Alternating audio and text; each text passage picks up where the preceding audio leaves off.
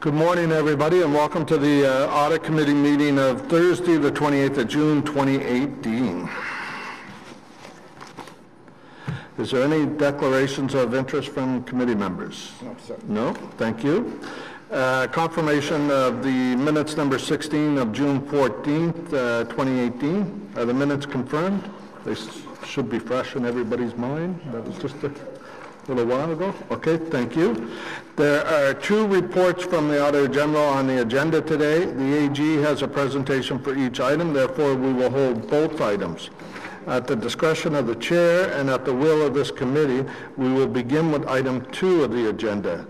Before we proceed to item 2, I will ask the Vice Chair, Councillor Cloutier, to read the motion to add the supplementary documentations for item 1 and 2 to the agenda. Merci, Monsieur le Président. Thank you, Chair.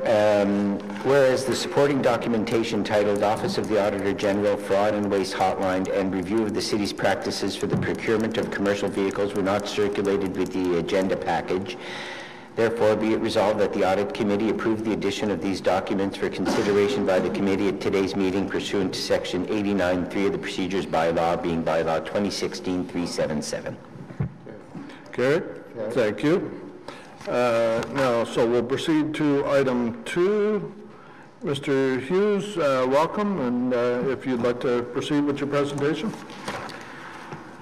Merci, Monsieur le Président. Good morning, Mr. Chair and members of the committee. Comme vous avez dit, Monsieur le Président, aujourd'hui, nous sommes ici pour présenter deux rapports. Le premier sera l'examen des pratiques de la ville relative à l'acquisition de véhicules commerciaux. Et deuxièmement, comme nous avons fait chaque juin, le rapport annuel 2017 sur la ligne directe de fraude et d'abus.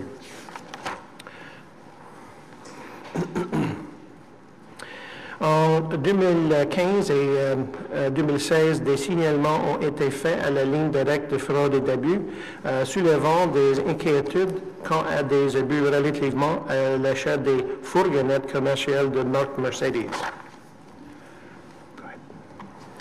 Good morning, Mr. Chair. In late 2015, a report was filed with the city's fraud and waste hotline. This report raised concerns related to waste and purchases of Mercedes commercial vans. The report questioned why the city was buying what they believed to be the most expensive commercial van on the market. The inquiry also asked whether or not a cost-benefit analysis was done to ensure the purchases were cost-effective, and why the city was not buying vans made in Canada. These reports were provided to the city manager's office to be investigated. This investigation was done and the report was reviewed by our office. We made requests for further supporting information, and upon reviewing that information, we decided to conduct our own investigation. As well, in late 2016, another fraud and waste report, which alleged the use of rental vehicles during a discretionary spending freeze in 2015, came to our attention through the fraud and waste hotline. We included that report as well in our review. These items formed the objectives of our review. The scope of our review included the city's acquisition of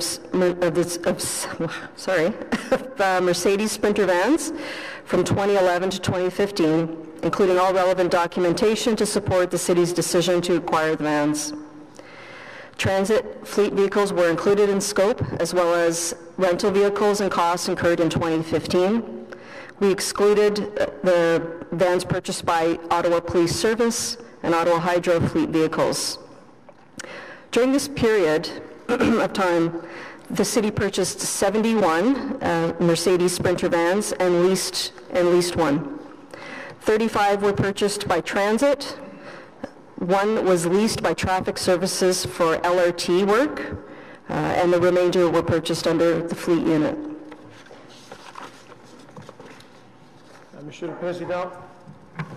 le Président, nous avons constaté que les raisons de l'achat de fourgonnettes Sprinter de Mercedes n'étaient pas justifiées dans les documents d'approvisionnement examinés. Les explications étaient de haut niveau et aucune n'était appuyée par une analyse de la valeur. We reviewed bid documents associated with the purchases. We found that some of the bid documents specified the vehicle model, which would be Sprinter. During that period of time, the Sprinter name was only known to be associated with the Mercedes Sprinter vans. Although the brand isn't specified, the model restricted and precluded all suppliers except for Mercedes. In our interpretation of the procurement bylaw, this would have contravened the bylaw, as the bylaw states that procurement documentation shall avoid the use of specific products or brand names. There is an exception in the bylaw. The bylaw does indicate that a director may specify a specific product or brand name for essential functionality purchases to avoid unacceptable risk or for some other valid purpose. We did not find documentation to support this exception, nor did we find a value analysis comparison conducted to provide assurance that these vehicle specifications were required, that there was a valid purpose, and that there was a specified need that these Mercedes vans would be essential to city operations. When reviewing other documentation around the procurement of the vans, we found that the reasons for purchasing them could not be explained in the procurement documentation reviewed. Explanations were high level and none were supported by value analysis. When I describe value analysis, what we would hope to see, and what is also noted in the procurement bylaw, would be some sort of financial analysis that provides the life cycle cost of the Mercedes van versus the type of van that was being replaced that was suitable for the operations previously. The analysis would need to determine that the additional cost, the higher cost of the replacement Mercedes vans was justified by things like increases in productivity or other essential reasons that we would have expected to justify the higher cost. And that type of documentation analysis was not done and was not provided to the audit team. We also noted circumstances where Mercedes Sprinter vans were purchased when an initial vehicle requirement form, and that's the form that's filled in that details what's required to replace a vehicle that's basically come to the end of its life. We found in some cases that the initial forms detailed a less expensive van was identified to be sufficient for replacement. We did see in those cases that the ultimate van that was purchased was the Mercedes Sprinter van, and we could not, again, be provided with justification or a value analysis to support the additional cost of that van. In some of those, we saw the replacement forms were changed. So the initial forms indicated a lower cost van.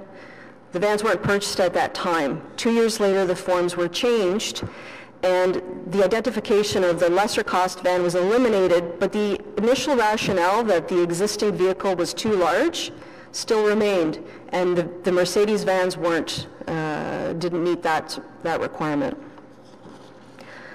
We did note that those forms could be improved, better explanations and justifications could be provided to ensure that the most cost-effective vehicles are selected. As well, between May 2015 and August 2015, 7 Mercedes Sprinter vans were purchased when a more economical option existed.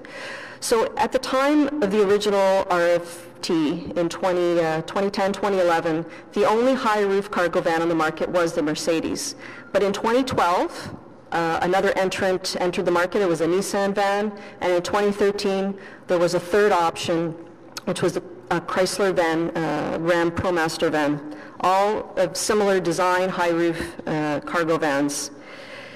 Ford entered the market in 2015, and that's where we saw a change in the procurement. However, we found about 7 vans that were purchased after Ford vans had started to be procured, and the cost difference we analyzed was almost 7 vans. The city could have saved approximately $167,000.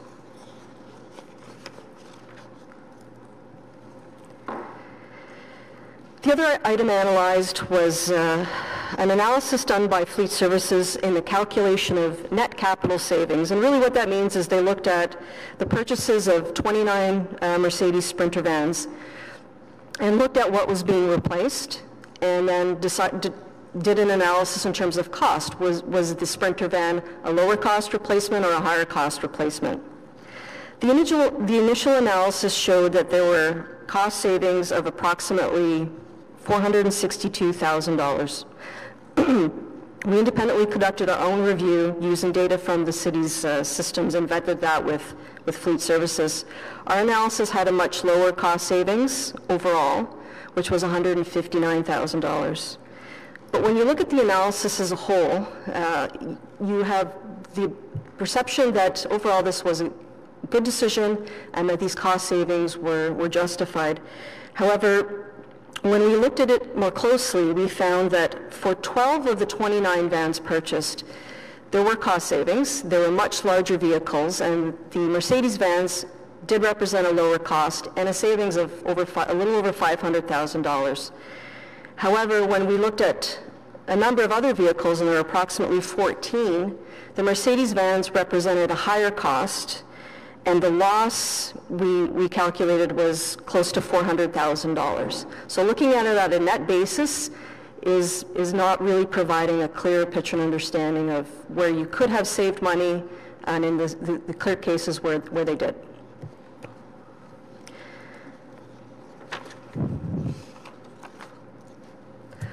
As I mentioned earlier, we did not find evidence of value analysis performed prior to purchases.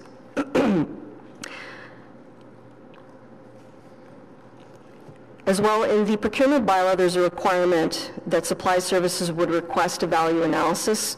When we interviewed the folks from Fleet and Supply Services, they did confirm that the value analysis were not done and were not requested. And these are very clearly stated in the bylaw, which we've noted in our report.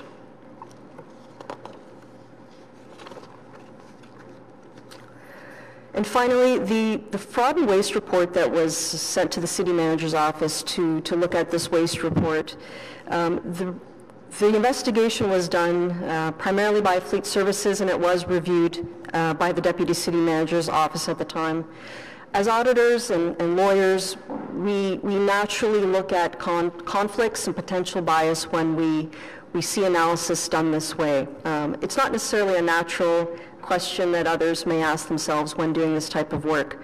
But in our view, in terms of reviewing and investigating decisions made by a unit, it should not necessarily be done by that unit. There is bias involved when essentially you're reviewing and justifying decisions that were made by that particular unit. I would like to acknowledge, though, that the report and the information was reviewed and approved by the deputy city manager's office. We did make a recommendation in this regard. Meetings have already taken place to discuss how we can change and improve these procedures, and that's already underway.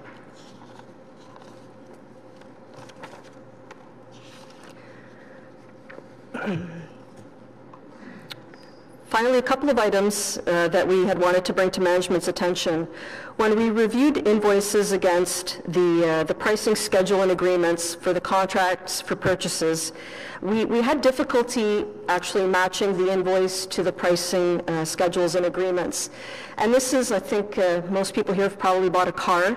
The agreement had base pricing, and there were certain options included in base pricing. For some of the invoices we reviewed, it appeared as though some of the options that should have been included in the base price actually had a price associated with. And our concern was that there's a risk that if the invoices aren't closely reviewed against the pricing schedule, that the city could be paying for options that should be already included as per the contract.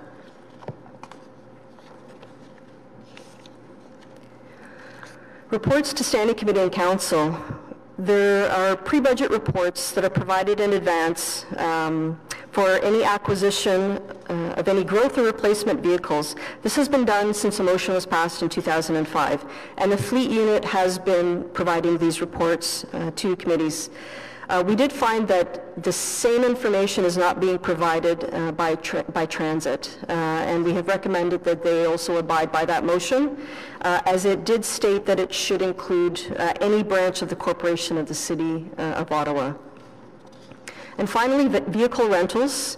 When we examined the vehicle rentals, we looked at the guidelines around the discretionary spending freeze that was in place, and this was in 2015 for approximately half of the year.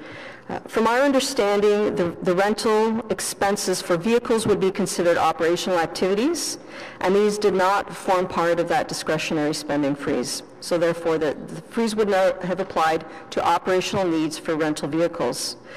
We also found, we looked at essentially a trend analysis on the expenses for rental vehicles, and when we looked at the period from 2013 to 2016, we actually found a significant decrease year over year in rental costs.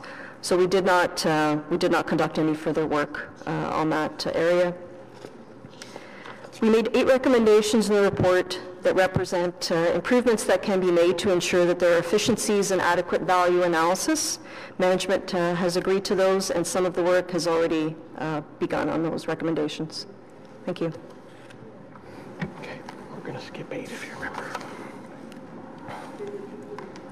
La ligne directe a été créée pour connaître des employés de parler sans crainte de représailles. Elle menait des enquêtes sur les fraudes présumées conformément à les politiques en matière de fraude et d'abus de conseil. Initially, the Fraud and Waste Hotline was set up to give a voice to employees in an atmosphere, in a method that would ensure that there were no repercussions. And in 2009, Council opened the Fraud and Waste Hotline to residents and suppliers. I can confirm that the purpose of the Fraud and Waste Hotline is to ensure that any allegations of fraud and waste are investigated, and I think the past history of the line, the Fraud and Waste Hotline, has confirmed that it's been working well. Des exemples de fraude incluent falsification ou utilisation abusive des biens, de l'équipement, des matériaux, des dossiers, de temps de travail ou du réseau municipal. Examples of fraud include theft or forgery. It includes staff taking items that have been lost and found instead of putting them in through the lost and found. It includes filing false time reports, working elsewhere while on leave, whether that's short-term leave or long-term disability. It includes using confidential information for non-authorized purposes. And includes submitting false data during your work. Des exemples d'abus incluent surutilisation des ressources ou des employés sans affectation. Cependant, l'abus vu au-delà de ces exemples, tout ce qui nuit au bon fonctionnement du milieu de travail constitue de l'abus. Un superviseur qui est irrespectueux d'intimidation des collègues ou des frictions de toutes sortes peuvent mener à des abus. Examples of waste include activities that are not performed effectively or efficiently because of substance abuse while on the job, employees that are not assigned, or employees who are assigned and don't perform the work that they're assigned to. And certainly our view is that anything in the workplace that affects efficient operations is waste. A disrespectful supervisor or bullying and harassment of coworkers or any type of friction in the workplace can lead to waste. La politique s'applique à tous ces employés de la Ville d'Ottawa, sauf les conseillers et le personnel de leur bureau. Aussi au personnel de la Société de logement communautaire d'Ottawa, qui ne sont pas inclus dans la ligne directe, mais la Société de logement a maintenant sa propre ligne directe qui s'appelle la portail intégré.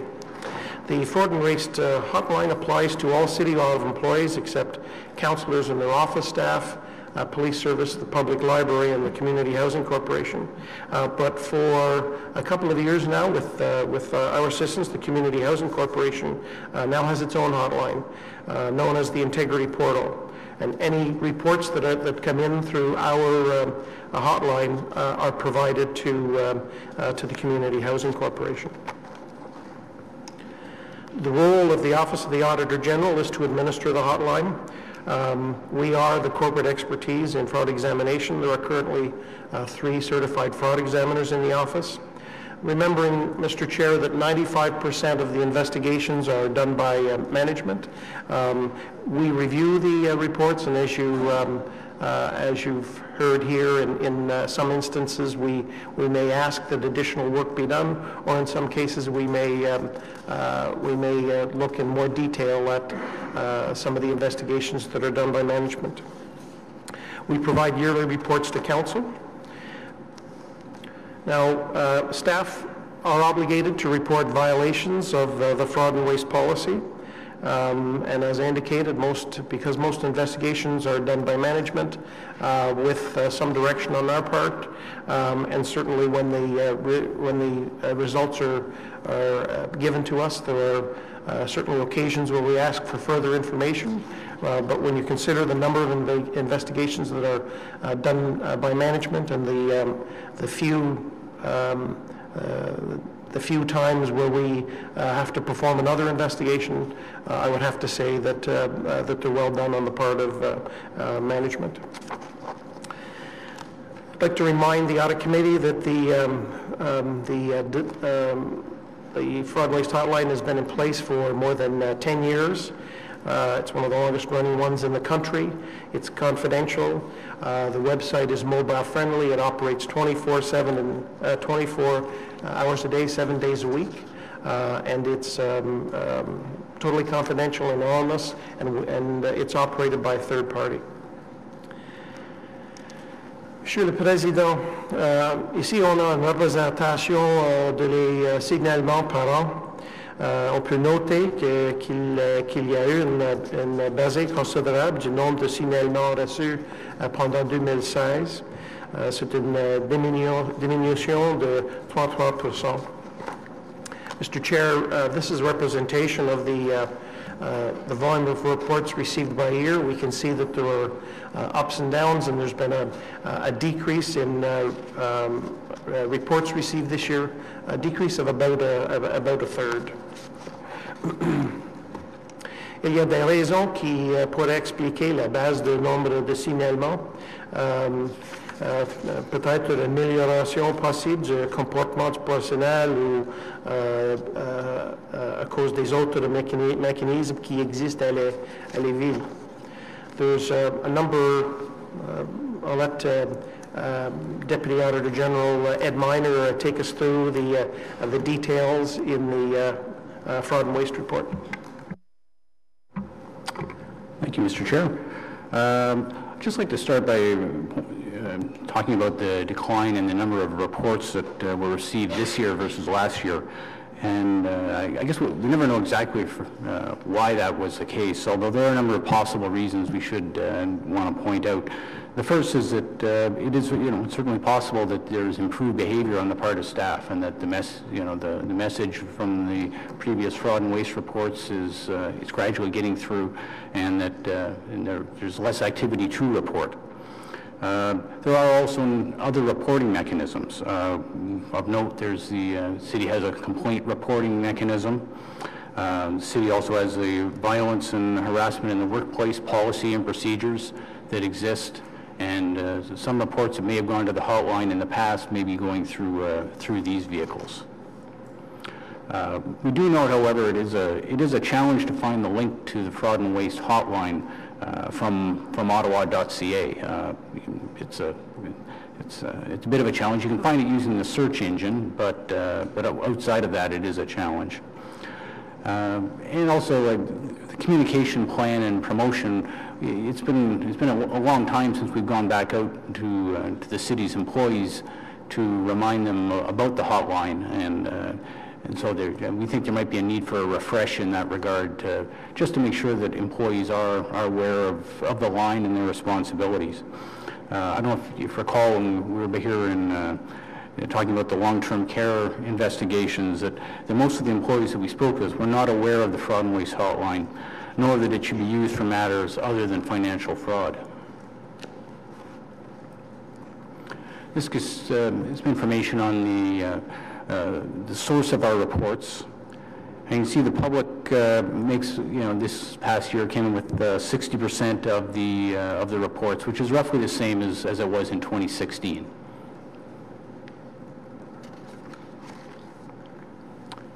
And now looking at how the reports are submitted, because they can be submitted on the website through the internet or through a telephone answering service. And so on the web, we're close to 70% are received through the internet site, and it's an increase a bit from last year. I think it was 65% in 2016, and given that so much of it is coming through the website, we did a bit of a refresh last year to change the look of it.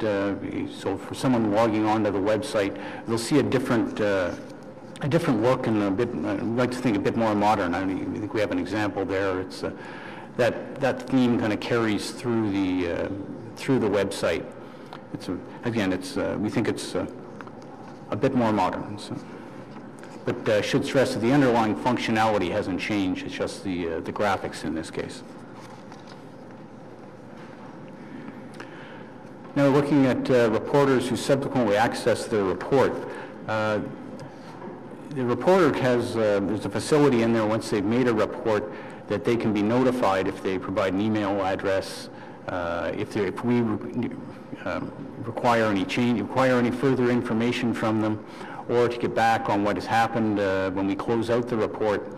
And so if for reporters who do go back to access their report, you see it's roughly about 45%. So roughly half of the people who use the system go back to find out what happened or provide additional information. So we can continue to see that that's a valuable function that's provided. Looking at our investigations that are underway, at the end of 2017, we had 40 investigation reports in progress with investigations underway. And that's basically the same as what we started the year with. I think we have 41. So the gist of it is that we're closing the reports at about the same pace we're receiving them.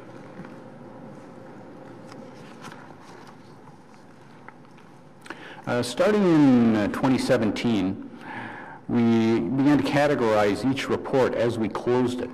And this give us additional information and provide the committee with more information on what happens when we close these reports. And of the 193 that we closed, we found that 39 of them were substantiated. And that means that the allegation that was made in the report was accurate and that it constituted fraud or waste. We had 48 reports that were not applicable. So the allegation was not under the purview of the OAG. We had 41 reports with insufficient information. So the allegation was basically unclear or did not provide enough information to be investigated. And then we had 36 reports that were accurate but compliant. So in other words, the reporter correctly observed something, but when we investigated, what they observed was not against city's rules and procedures. And lastly, we had 29 reports where we found the allegation to be inaccurate.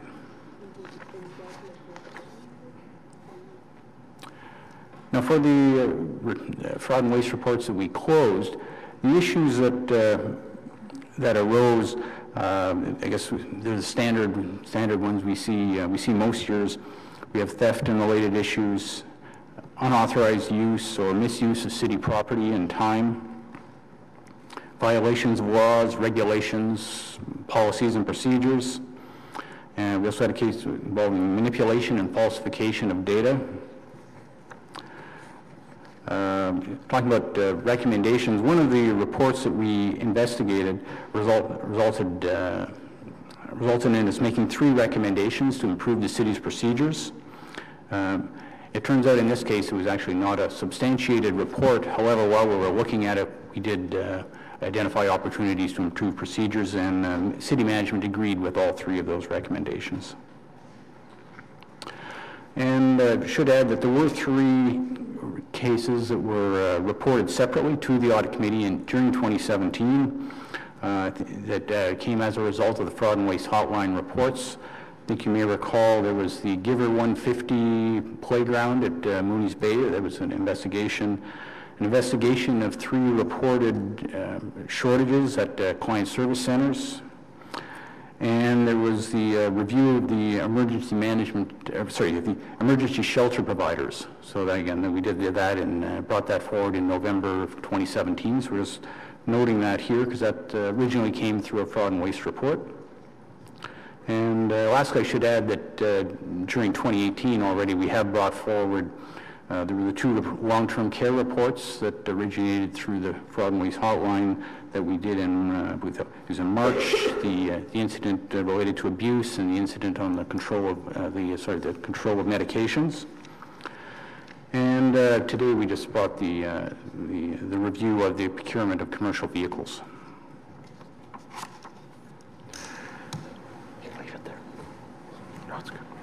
Mr. Chair, I'll just go through a couple examples of some of the reports that are found in some of the issues that were identified that were brought forward by reporters. An employee engaged in various activities while receiving long-term disability benefits, which appeared to be inconsistent with the medical condition. The long-term disability benefit was terminated and the employee was retired. An employee was leaving work early and submitting falsified data reports. The employee was terminated. Due to the falsified reports, data from 90 completed activities needed to be deleted and staff are repeating them. An employee failed to provide supporting documentation for uncertified sick leave. The employee resigned and the city will recover the hours advanced. There were 11 cases of violation of laws, regulations, policies, or procedures.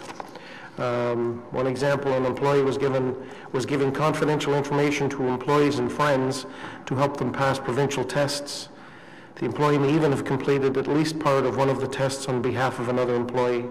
The employee was terminated and the applicable provincial ministry notified. The employee that received assistance to complete their exam is under investigation. There were 2 other cases of cash discrepancies at client services centers. One was 500, the other was 200. Management and the OAG investigated but were unable to identify the individuals responsible. Management concluded that the cause of the shortage was human error. Management met with all staff at 3 of the large client service centers to outline the importance of adhering to the cash handling policies, to set out expectations and accountabilities, and to outline the disciplinary actions that will result for non-compliance. There were 4 cases of theft, embezzlement, and fraud. A family member did not advise the City of Ottawa Superannuation Fund of the death of a pensioner. Court proceedings for criminal charges against the family member are ongoing. In addition, a civil claim against a family member has been initiated. CUSF has changed the process for following up on annual declaration of survival forms to stop pension payments when the forms are not signed and returned. A counter deposit was $400 short due to a suspected fraud committed by a client. Management suspects no wrongdoing on the part of any city staff and no further internal investigation is planned. The police investigated and charges were laid against the client. The suspected fraud was made possible by an employee not following procedures. The employee has been reminded of the cash handling policy. While on duty, an employee stole a patient's medication. The employee was suspended and charged criminally. Upon completion of the diversion direct accountability program, the charges were withdrawn. Minutes of settlement covering disciplinary action were signed by the employer and the union, and the employee was reinstated. There were a number of cases, 3 where we identified suggestions for improvement. Possible opportunities were identified to improve winter maintenance operations within the road services branch, specifically in the areas of salt usage and snowbank removal. Amongst other changes being implemented for the winter season past, city management committed to delivering salt management training to staff, improving the monitoring of salt usage, and developing a process to provide consistent direction for initiating snow removal. Our office received allegations regarding missing possible theft of hockey sticks at an arena.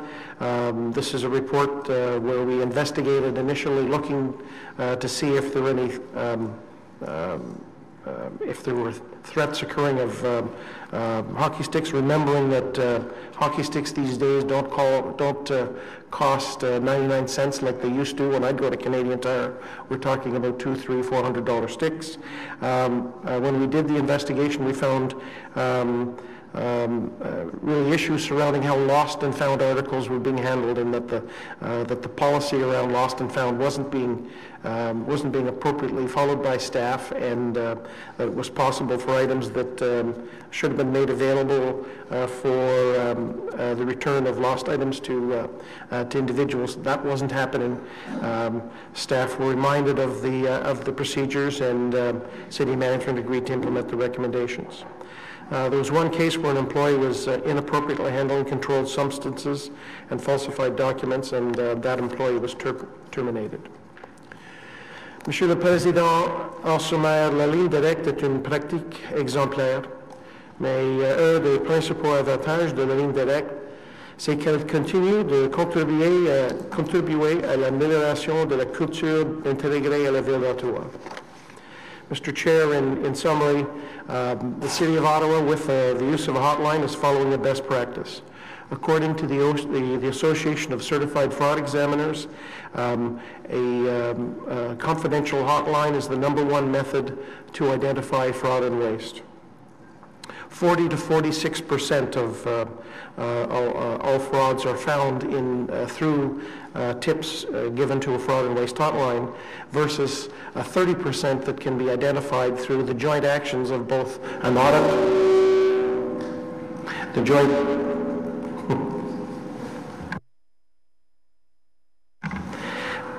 versus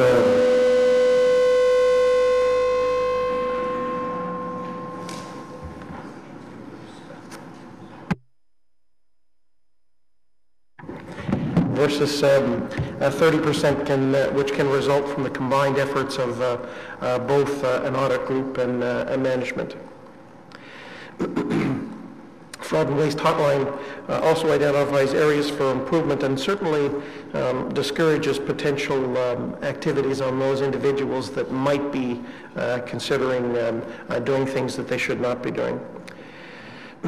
As mentioned during the presentation on the review of the city's practices for the procurement of commercial vehicles, we will work with the city manager's office to update the procedures to investigate reports that allege waste, and we are working closely with the city manager's office to look at improvements to the publication of the Fraud and Waste Hotline. Mr. Chair, I'd like to take this moment to mention that one of our employees, a long-term employee of the Office of the Auditor General, who's been there since the beginning, Suzanne Bertrand, is retiring this fall. And she's the backbone of the Fraud and Waste Hotline. She's a very important part of the operation of this hotline. She can take full credit for ensuring that the Fraud and Waste Hotline is what it is today. We'll certainly miss her, and we're grateful for her participation so far. Thank you, Suzanne. I'd also like to take this opportunity to thank city staff for their continued cooperation and assistance. And now, Mr. Chair, we'd be pleased to take any questions. Thank you very much, Mr. Auditor General, and thank you to your team, and congratulations to Suzanne on her retirement. I think for our purposes, we're going to go back to report number 2 and start there with questions and comments. Would the city manager or your staff like to make any comments on report number 2?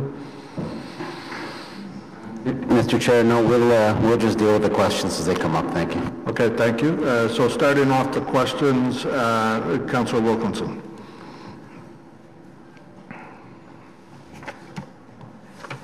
make some notes on this, but anyway. One of the things was in here was about the policy that the city did, the motion in 2005, I believe it was. And it was a city motion. I don't know if it was just directed to the wrong place, but it seemed strange to me that some city departments were doing it and some were not. I just don't understand why that happened that way. Did you find that out in your investigation? Mr. Chair, it was certainly a question that we put to staff, and it was clearly a situation where some staff were not aware of that motion, and I guess when you consider how the various departments report to various committees, that possibility always exists that not every motion that has broader applicability might not be communicated to all city staff. But didn't all of these ones go through our procurement policy, which means our procurement office, because they knew about it, because they used it elsewhere? I just think there's maybe an internal communication problem, which I know does exist within this city because of its size, but I think something that is basic as that, which is to get proper quotes and do proper analysis, should have not even had to been in the policy to start with, but I'm aware of the past that sometimes managers would say, I want this, I saw this, and this is right, but I need it, I'm going to get it, and they would do it. And I think this is saying, be cautious about that, because I think it's cost the city a lot more money, not just in these departments, but in other operations when they do that. And it doesn't necessarily even mean we get the best product even. It's not just money, it's other things that come into it, as you know. And if there's a reason that this one has better seats for people that they won't get back problems, then that becomes an issue that is important to include. But it has to be something of that nature.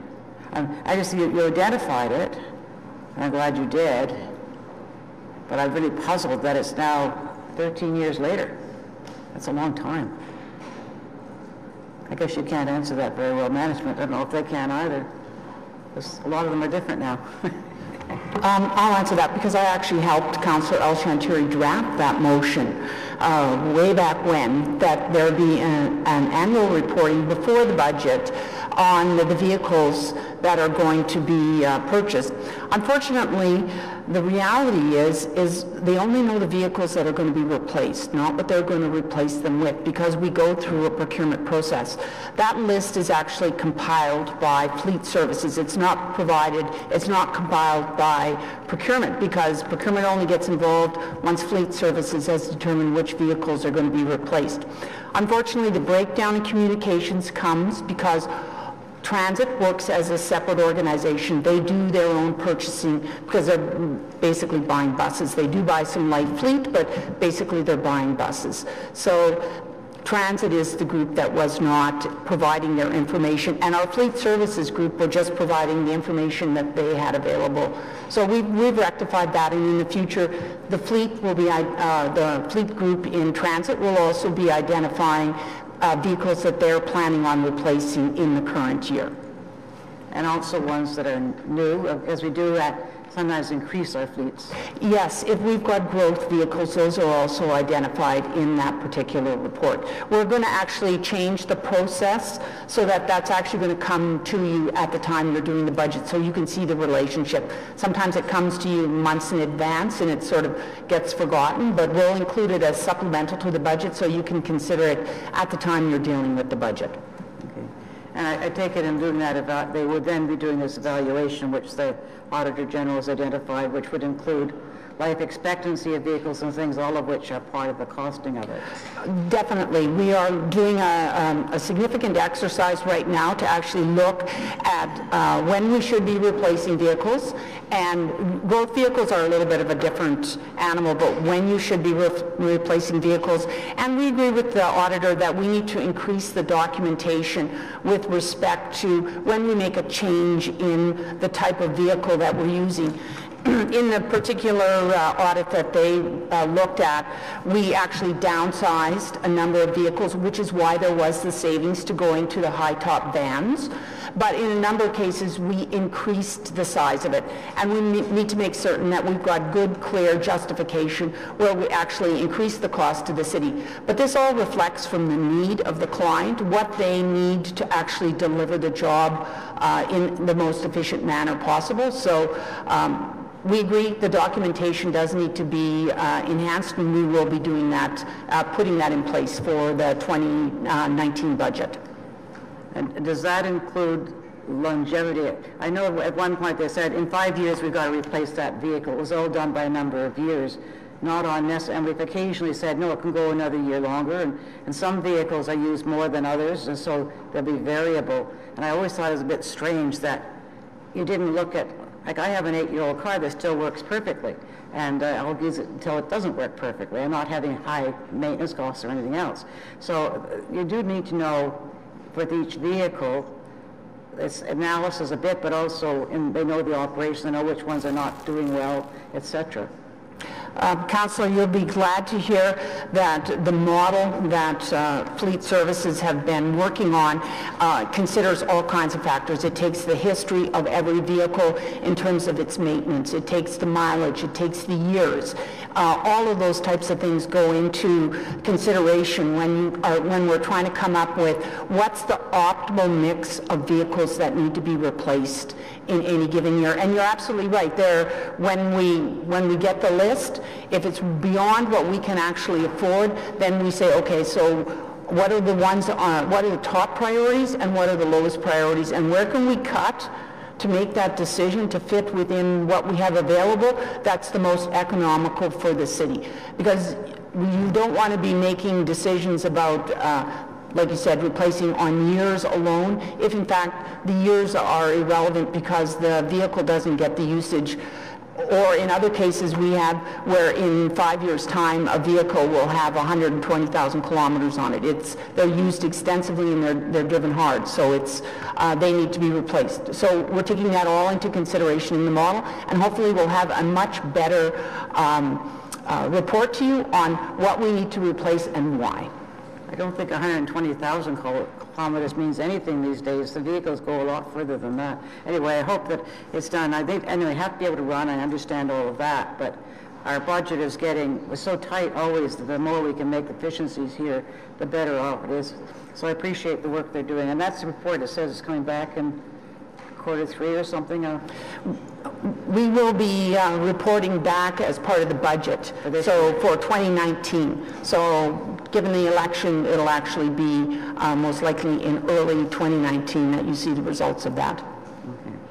Okay. Thank you, Mr. Chair, on that one. The other thing I'd like to comment about the freight fraud, are they just doing the trucks now? We're just going to do report 2 first, because we need to carry that, and then we'll go into the fraud and waste. Yeah. So if you have questions for that, I'll put you on the list. The key ones. I think there's other information here that's quite interesting, but yeah,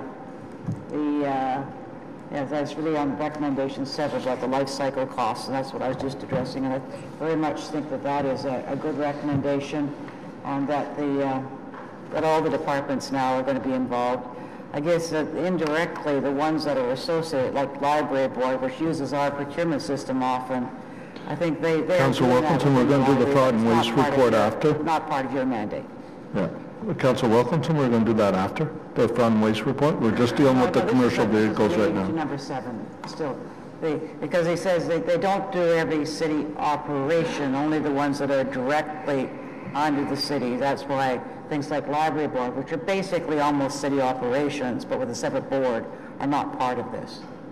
They don't have a lot of vehicles anyway, but... They would benefit from any changes to the procurement program as well. Okay, they will. Okay, good. Thank you. Okay. Councillor Manette. Thank you, Mr. Chair. On page 3, it's noted that staff indicated in 2015 purchase of 29 Mercedes Sprinters would result in savings of $462,000. However, the savings that were found were $159,000. How could it be so much difference in calculations, and where did the $462,000 come from?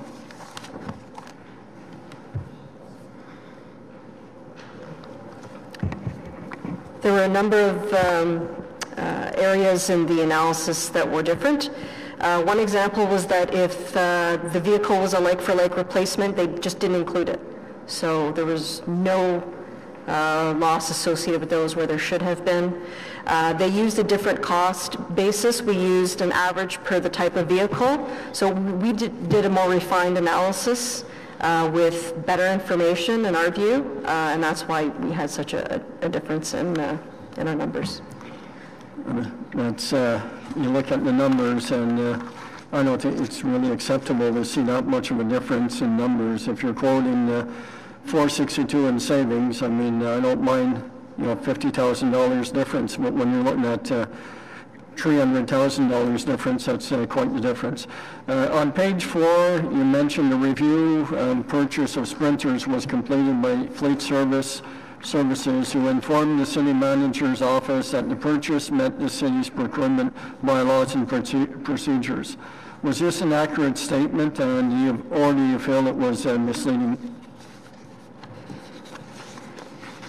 The procurement bylaw was followed in terms of they submitted, advertised through MERCS, completed requests for tender on a few of the procurements. They also did a request for standing offer. So all the rules per se for procurement were followed.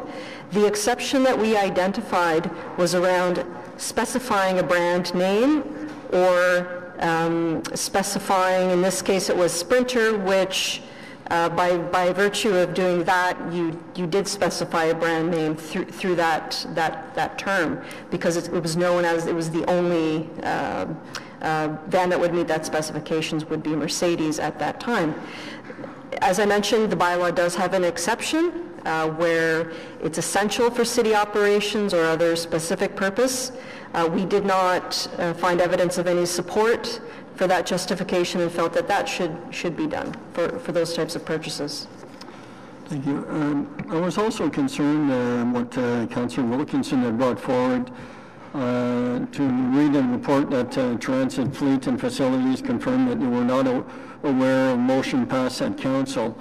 Has any directions been undertaken so that this does not happen in the future? I mean, if this direction is given by Council, it should be, Council should automatically feel that it will be undertaken, and that information should be passed on to the appropriate authorities.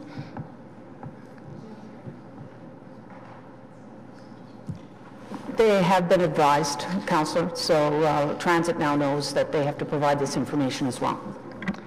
Thank you. As part of your review also, there was a cost analysis completed to compare the various vehicles available on the market. And if so, were the details of the review in regards to options available, gas usage, and other factors taken into account? Sorry, could you repeat the question, please? Yeah, sure. As part of your review, was a cost analysis completed to compare various vehicles available on the market? And if so, were the details of the review in regards to the options available, gas usage, and other factors? Mr. Chair, in the overall analysis that was conducted as a briefing note, there was a note around fuel savings, and we did acknowledge in the report that there were fuel savings with the diesel engines and the Mercedes in comparison to some of the replacement vehicles. However, looking at the procurement that followed, or the procurements that were done for individual replacements where it was a different, the Mercedes was a more expensive vehicle, we did not have any evidence provided on any value analysis, nor did we see when there were other vans on the market, the Nissan and the Ram in the 2012 and 2013 years. There was no analysis provided in terms of whether or not those were potential alternate options at a lower cost in compared to the Mercedes. That's all the questions I have, Mr. Chair, on number 2. Thank you, Councillor Manette. Councillor Cloutier. Thank you, Chair. Merci. Just following up on a little bit of what Councillor Manette said, you said that, and I see it on page 3, the bullet point right before the end, 17 cents compared to an average fuel cost of existing vehicles of 25 cents per kilometer. But your point is that there was no analysis done of the various operating costs of replacement vehicles. Is that correct? Yes, Mr. Chair. A fulsome value analysis on vehicles includes a life cycle cost. So that would include not only fuel, the capital cost of purchasing, but also repairs and maintenance for the life of that vehicle. The full life cycle costs. Got it.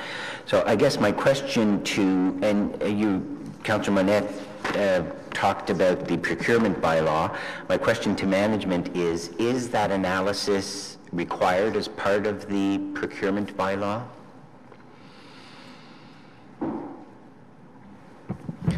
The procurement bylaw states that there is to be a value analysis done, but I don't believe, and I'll ask Mr. McDonald to clarify this, I don't believe it states that it has to be provided to supply.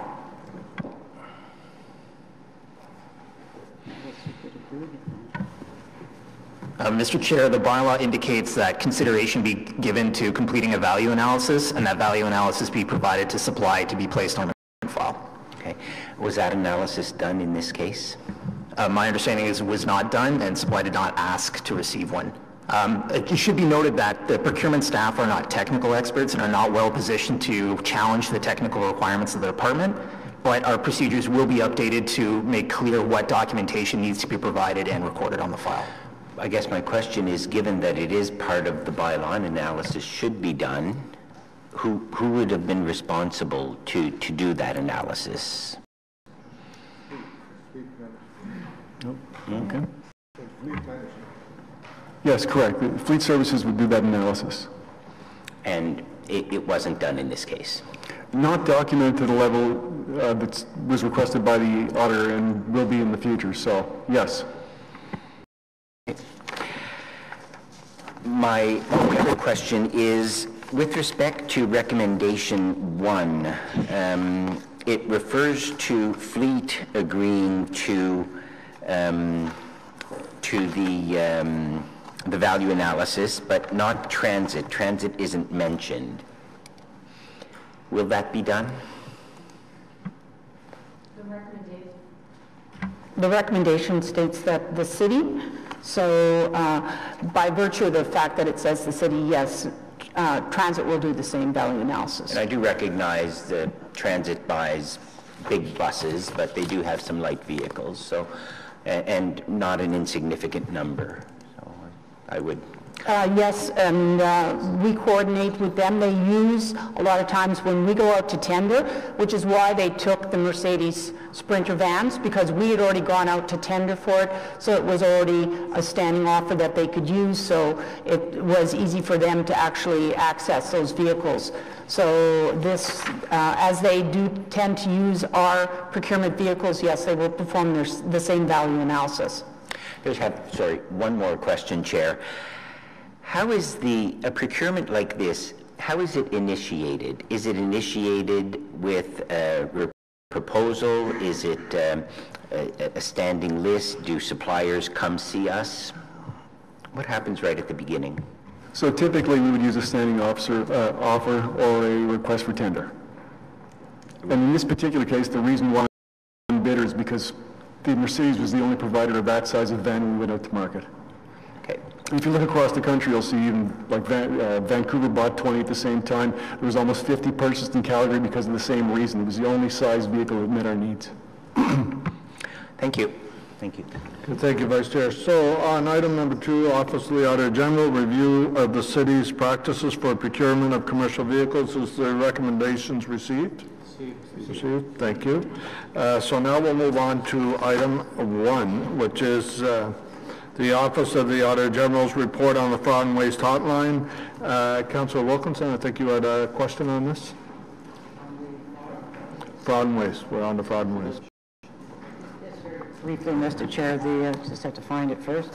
I just wondering, there's an awful lot of them, looking at the numbers, there are a lot of ones that are either not valid or you don't have enough information.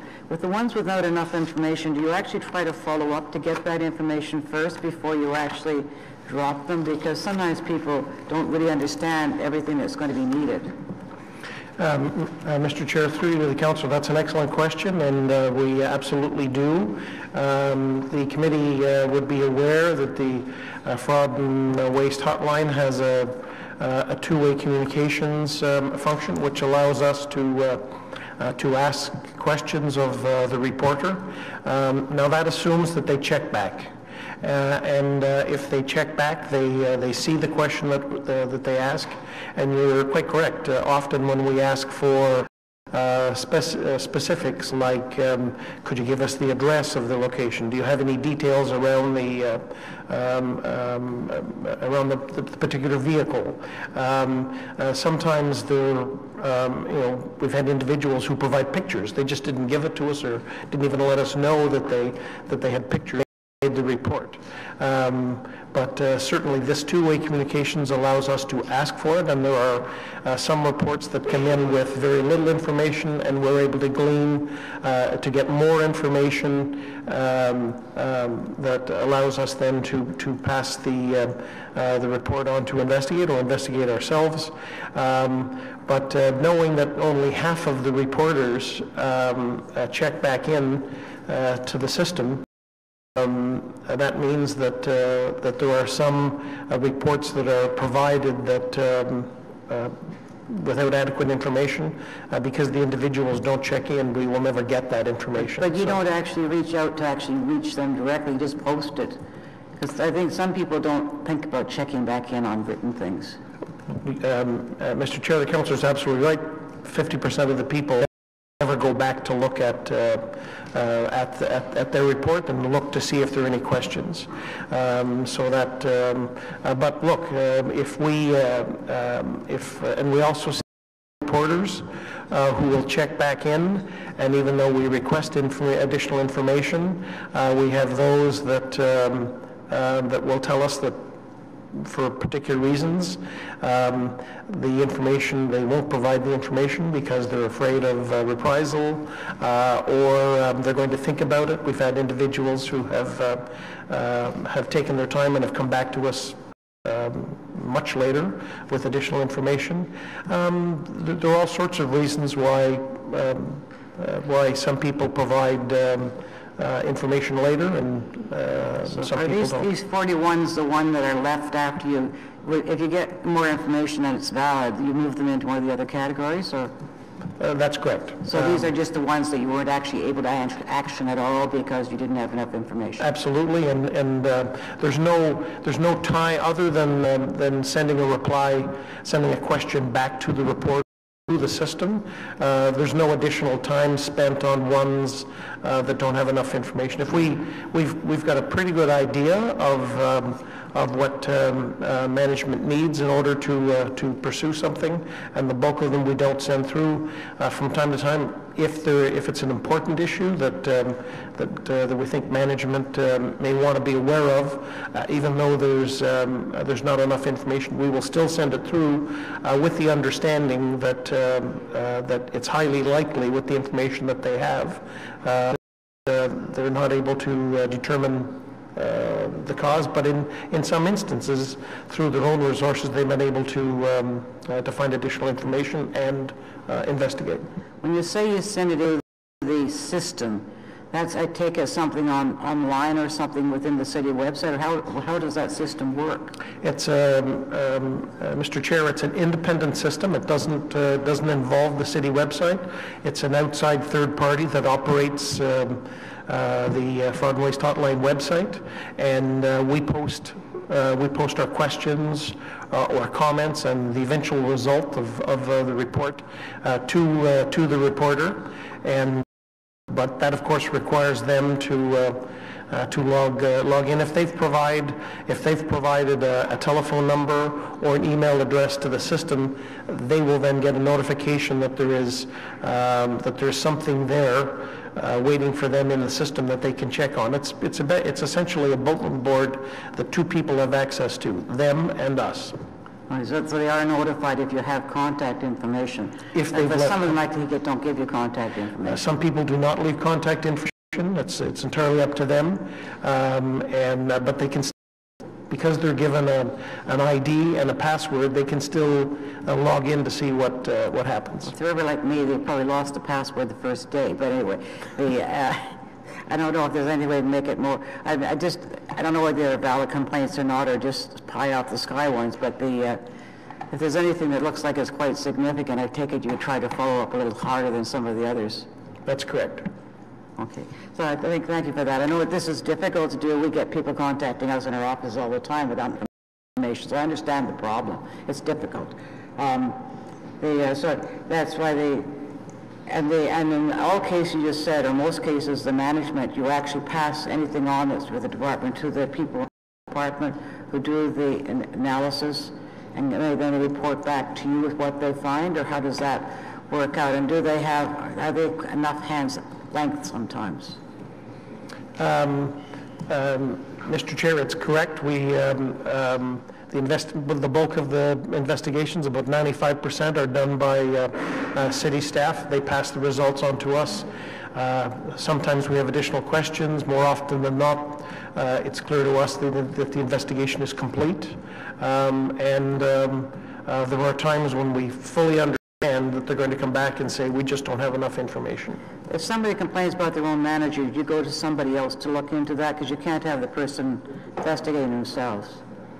Mr. Chair, where the complaint involves a named individual, we actually direct to the city manager's office that this not be sent to someone below a certain level, and the city manager's office acts accordingly. Okay, thank you, Mr. Chair. Thank you, Councillor Wilkinson. Councillor Elsinter. Thank you, Mr. Chair, and thank you to the Auditor General and his team. Since we don't have OMBI's report anymore, and I see our reporting is clearly. Have you sampled what other municipality in the case of best practice? Where are we? Because if I look at the number at the summary of the type of report, it seems in most cases are down from the past, which is it's a good sign for us. But how was other municipalities our size or in comparison? I'll be interested in that if you have some insight. Mr. Chair, that's a good question from the councillor. We do look at how other hotlines operate, not just in other municipalities, but in other government agencies, in private and public corporations as well. One of the biggest problems that we have is there are still places that are implementing fraud and waste hotlines for the first time. So when we compare ourselves to others, especially those that are starting out, the volume in other places is lower. But when we compare ourselves to other entities that are mature, have mature hotlines like ours, the volumes are about the same. And what we see is the volumes fluctuate from time to time, and no one has yet been able to determine the cause of that. I think if you look at our volumes, you can see that there's been, from the beginning, there was a sort of a steady increase, and then it sort of leveled off, and there was a blip in 2015, and a little lower in 2016, and then the drop for this year. But you really don't see a trend until you've got a number of years. So, but it's a good question.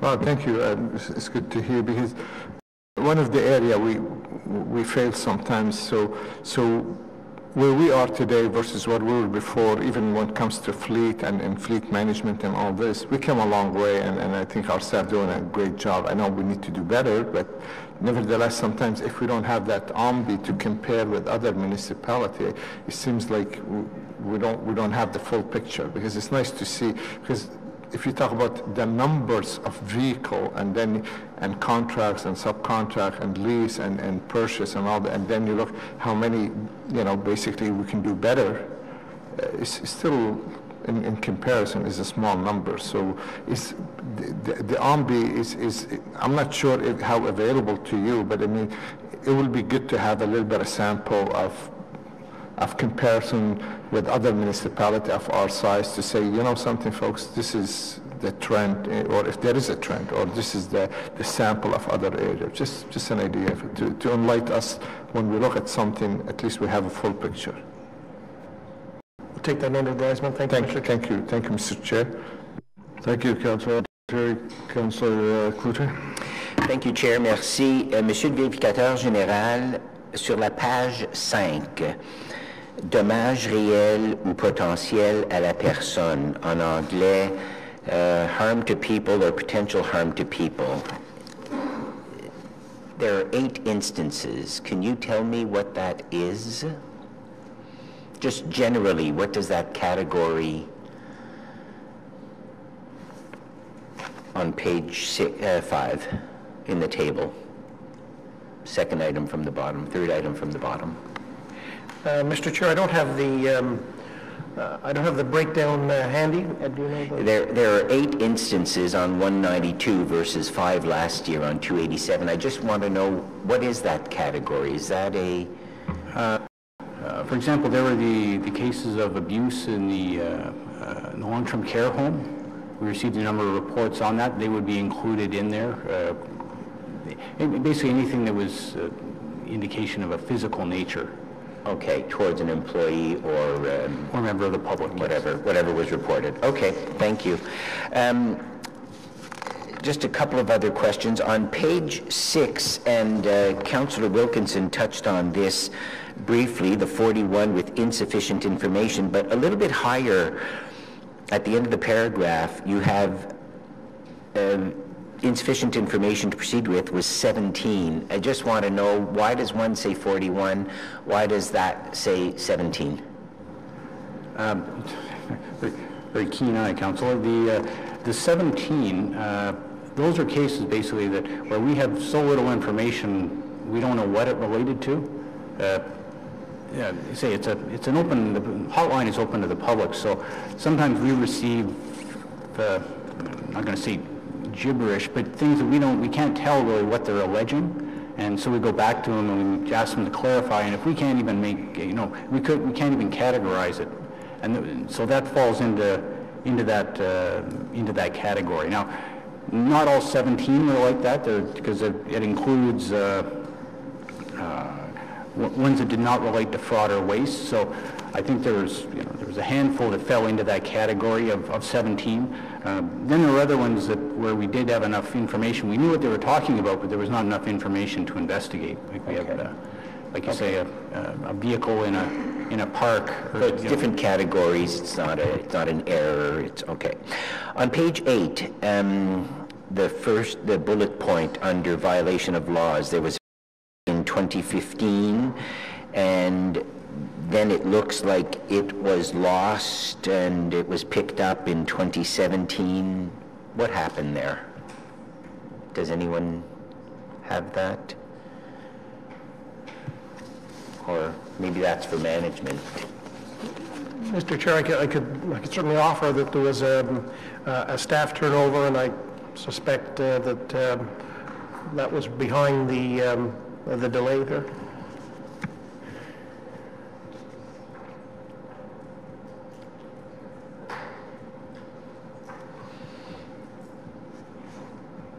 One of our practices is when a report has been outstanding for a while, we will go back to the city manager's office to ask for an update, and when we went back, staff picked it up again and completed the investigation. Okay. I'm okay to wait for the answer at a later time or offline if... Did you have another question? Yeah. My last question is with respect to qualifications, and one of the issues is engineers who are not engineers, and my question to management is what is our procedure for verification with respect to human resources, and when applications are made to the city? Do we verify with the colleges, the applicable colleges or governing bodies? Mr. Chair, following the auditor's recommendations, we did a sweep through all of the employees who had those requirements in their job descriptions and made sure that there was evidence on file that they had it. HR is now part of the hiring process, is asking for evidence. It could be a copy of the certificate